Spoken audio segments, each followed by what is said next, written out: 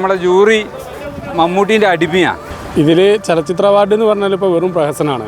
വളരെ വേദനയോടുകൂടിയാണ് ഈ അവാർഡിനെ പ്രതികരിക്കുന്നത്. ആസിഫ് അലിയാണ് ശരിക്കും അർഹൻ. റാപ്പർ വേടന് എന്ത് നിലവാരമുള്ളത്? നിരവധി വിവാദങ്ങളാണ് കഴിഞ്ഞ ദിവസം പ്രഖ്യാപിച്ച കേരള ചലച്ചിത്ര പുരസ്കാരങ്ങളുമായി ബന്ധപ്പെട്ടുള്ളത്. നമുക്ക് അതുമായി ബന്ധപ്പെട്ട് എന്താണ് ആളുകൾക്ക് പറയാനുള്ളതെന്ന് നോക്കാം. മികച്ച നടൻ മമ്മൂട്ടിക്ക് ലഭിക്കുന്നതോടുകൂടി വിജയരാഘവൻ, ആസിഫ് അലി എന്ന വ്യക്തികൾക്ക് മികച്ച നടനുള്ള പുരസ്കാരം നൽകണമെന്ന വിമർശനങ്ങളാണ് കൂടുതലായി ആളുകൾക്കിടയിൽ ഉയരുന്നത്. അതുപോലെ തന്നെ വേടന് മികച്ച രചയിതാവിനുള്ള അവാർഡ് കൊടുക്കുന്നതോടുകൂടി അയാൾക്ക് അത് അർഹതപ്പെട്ടതാണ്, അയാളുടെ കഴിവിനാണ് അവാർഡ് കൊടുത്തത് എന്ന് പറയുന്നവരുമുണ്ട്. അതുപോലെ തന്നെ അങ്ങനെ ഒരു ആരോപണ വിധേയന് അവാർഡ് കൊടുക്കേണ്ട എന്ന താല്പര്യം ഉള്ള ആളുകളുമുണ്ട്. പിന്നെ കുട്ടികളെ പരിഗണിക്കുന്നില്ല, കുട്ടികളുടെ സിനിമകളെ പരിഗണിക്കുന്നില്ല എന്നുള്ളതും വലിയ വിമർശനങ്ങൾക്ക് തന്നെ കാരണമായിട്ടുണ്ട്. അവാർഡ് അർഹതപ്പെട്ടവർക്കല്ല കൊടുത്തത്. ഇതിലൊക്കെ രാഷ്ട്രീയ കളികളുണ്ട് എന്നുള്ളത് ആദ്യമേ മനസ്സിലായിട്ടുണ്ട്. അവാർഡ് പ്രഖ്യാപിക്കുന്നതിന് മുമ്പ് തന്നെ മനസ്സിലായിട്ടുണ്ട്. നമ്മുടെ കുഞ്ഞു മക്കൾ ഭാവി തലമുറകളാണ്. അവരിപ്പോൾ മമ്മൂട്ടി ആവാനൊന്നും അവർക്ക് പറ്റില്ല.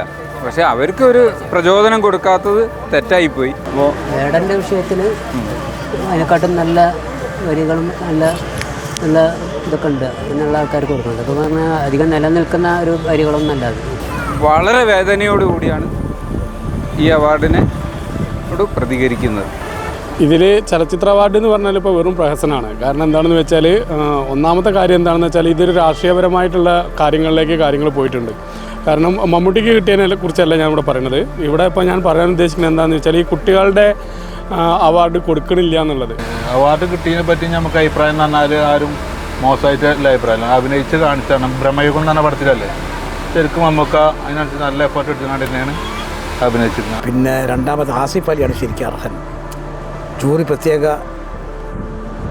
അഭിപ്രായത്തിന് വിധേയമാക്കി ആസിഫ് അലിനെ കുറിച്ച്. തീർച്ചയായിട്ടും അത് ആസിഫ് അലിക്കായിരുന്നു അത് കൊടുക്കേണ്ടിയിരുന്നതാണ് എൻ്റെ അഭിപ്രായം, എൻ്റെ വ്യക്തിപരമായ അഭിപ്രായം. ഇത് മമ്മൂട്ടി ഇപ്പോൾ ഒരു സുഖമില്ല, അസുഖമായിട്ട് വന്ന് തിരിച്ചു വന്ന സമയത്ത് മൂപ്പരൊരു സമാധാനിപ്പിക്കാൻ വേണ്ടി അത് രാഷ്ട്രീയമായ ഒരു ഇതാണ്. പിന്നെ റാപ്പർ വേടനെ പോലുള്ള വ്യക്തികൾക്ക് ഒരു വരി 4 വരി എഴുതിയതിൻ്റെ പേരിൽ തനി ലോക്കലാണ് അങ്ങനത്തെവർക്ക് അവാർഡ് കൊടുത്തതിൽ വിഷമമുണ്ട്. അത് വേറല്ല, അത് അവൻ്റെ കഴിവിനനുസരിച്ച് കിട്ടിയത്.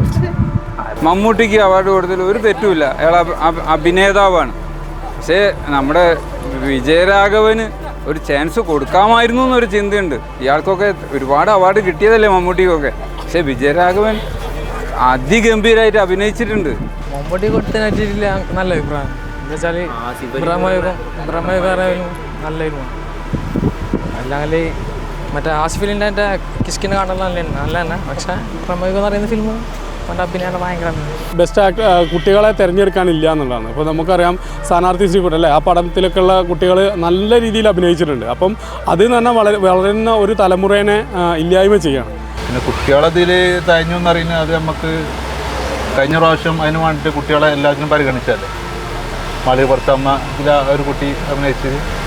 പിന്നെ വേടൻ്റെ കാര്യങ്ങളൊന്നും നമ്മൾ പറയുന്നില്ല. കാരണം വേടൻ്റെ കാര്യങ്ങൾ പറയുന്ന സമയത്ത് ഹോം എന്ന് പറഞ്ഞൊരു സിനിമ നിങ്ങൾക്ക് അറിയുന്നുണ്ടായിരിക്കും.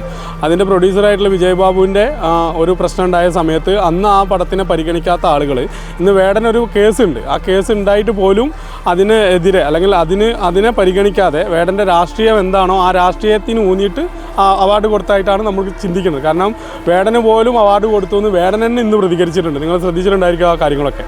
അപ്പോൾ മൊത്തത്തിൽ എന്താണെന്ന് വെച്ചാൽ ഇതൊരു പ്രഹസനമാണ്. അപ്പോൾ ഇതിൽ മമ്മൂക്കാക്ക് കിട്ടിയതിനെ പറ്റി എല്ലാവരും തഴഞ്ഞു. മമ്മൂട്ടാക്ക് കിട്ടിയെന്ന് ആരും സങ്കടപ്പെടുക അല്ലെങ്കിൽ ഒന്നും ചെയ്തിട്ടുണ്ടാവില്ല.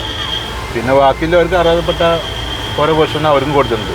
സത്യം പറഞ്ഞാൽ എനിക്ക് സങ്കടം തോന്നുന്ന കാര്യം എന്താണെന്ന് വെച്ചാൽ മമ്മൂട്ടീനെ പോലത്തെ ഇത്തരം ഒരു മഹാനായിട്ടുള്ള ഒരാൾ ഈ വേടനെ പോലെയുള്ള ഒരാളെ കൂടെ അല്ലെങ്കിൽ അങ്ങനെയുള്ള ഒരാളെ കൂടെ വേദിയിൽ ഇരുന്നിട്ട് ഈ കാര്യങ്ങൾ പങ്കെടുക്കുക എന്ന് പറയുമ്പോൾ അതാണ് നമുക്കൊരു സങ്കടമായിട്ട് തോന്നിയത്. അയാൾ എന്താ പറയുക, നമ്മുടെ ജൂറി മമ്മൂട്ടീൻ്റെ അടിമയാണ്. കാരണം പ്രകാശ് രാജ്, കാരണം അയാൾ അങ്ങനെയല്ല ഒരു അവാർഡ് കമ്മിറ്റി പറയേണ്ടത്. അവർക്കതായിട്ടുള്ള അതിലാവും കൊടുക്കുന്നുണ്ടാവുക. അതായത് ഇതൊക്കെ ഒരു പ്രഹസനമായിട്ട് മാറി എന്നുള്ളത് പ്രത്യേകിച്ച് കേരളത്തിലെ ഇപ്പം നടക്കുന്ന ഈ ഇടതുപക്ഷത്തിൻ്റെ ഈ ഒരു ഇപ്രാവശ്യത്തെ ചലച്ചിത്ര അവാർഡ് വളരെ നിരാശാജനകമായിട്ടുള്ള സംഭവമാണ്.